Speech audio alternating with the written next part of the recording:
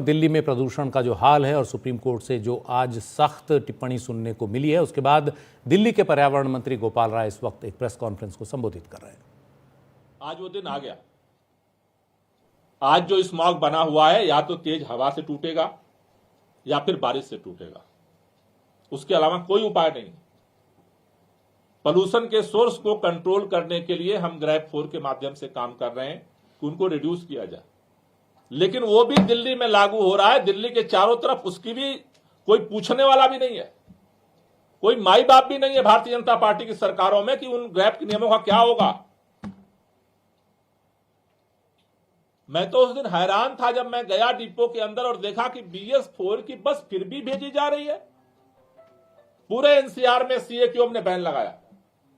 दिल्ली के बॉर्डर में इंटर तब की होगी बस जब भारतीय जनता पार्टी के बॉर्डर की सरकारों के सारे जिलों को क्रॉस की होगी। किसी ने पूछा भी नहीं, उन्होंने भेज भी दिया वहां से। तो ये जो medical emergency Bharatiya Janata party create होने के बाद भी लोगों को जिस तरह से अकेला छोड़ करके मौन व्रत धारण की हुई है, इसके उलट आप एक बात सोचो कि अगर पंजाब 47,000 से 7,500 पे ला सकता है, यह क्या करिश्मा है कि 1,500 उत्तर प्रदेश में था, इस बार 2,500 हो गया। सारा सुप्रीम कोर्ट, सारा CAQM, सब कुछ एक तरफ, और सबके आंख के सामने 1,500 की घटना 2,500 हो गई। और ये चार्ट भी केंद्र सरकार जारी करता रहता है।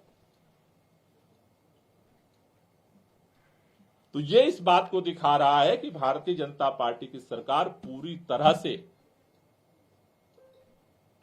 आज प्रदूषण की समस्या भारत की नहीं, पूरा इंटरनेशनल मसला है, लेकिन भारतीय जनता पार्टी की सरकार की गंभीरता को दिखा रहा है कि पूरा उत्तर भारत जिस समस्या की चपेट में है, उसका समाधान 10 सालों में करने के लिए केंद्र सरकार ने, भारतीय जनता पार्टी की सरकार ने गंभीर प्रयास नहीं किया।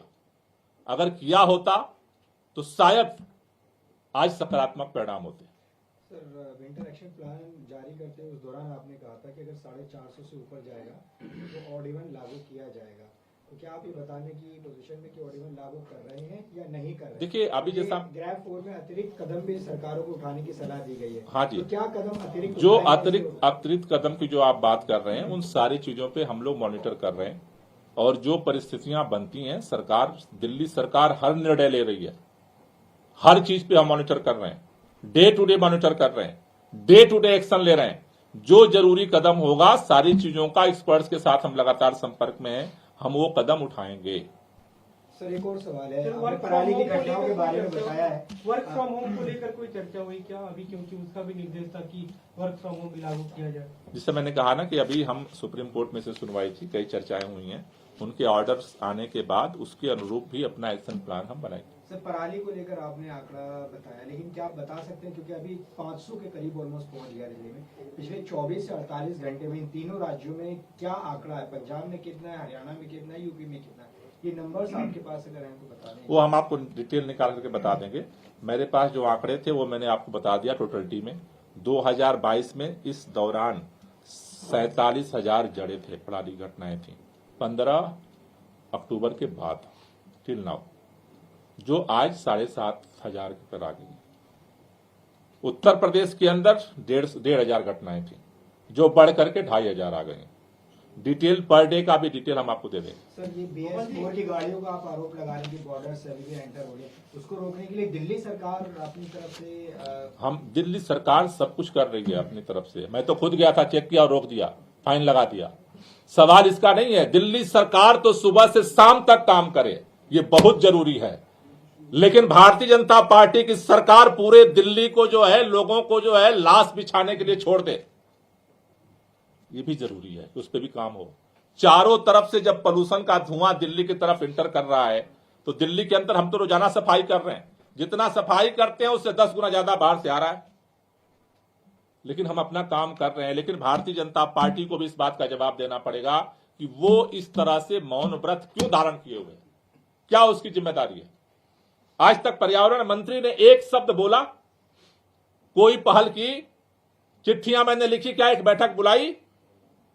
ऑनलाइन मीटिंग जो अगस्त में होती थी हर साल, वो चिट्ठी लिखते लिखते अक्टूबर में हुई। इतनी फुर्सत थी भारतीय जनता पार्टी के नेताओं को, एक ऑनलाइन मीटिंग करके तीसरी कर लिया। भाजपा को जवाब देना पड़ेगा।